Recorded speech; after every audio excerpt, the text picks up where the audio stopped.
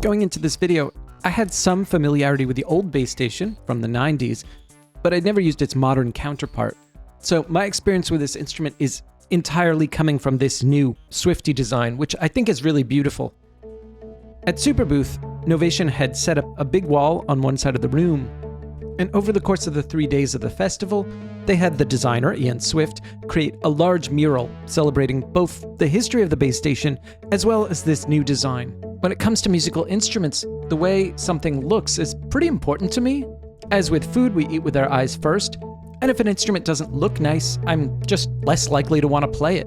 This design feels fresh and optimistic, but in some ways also very retro. It's funny, usually when I say retro in the context of music gear, I mean something that's been designed to evoke the late 70s or the early 80s, but that's not what's happening here. Ian Swift, who did this design, first made a name for himself as the creator of the logo for Mo-Wax Records. Mo-Wax was an extremely important record label in the 90s that specialized in abstract hip-hop. DJ Shadow, Black Alicious, Uncle, all stuff that was in heavy rotation for me in the late 90s.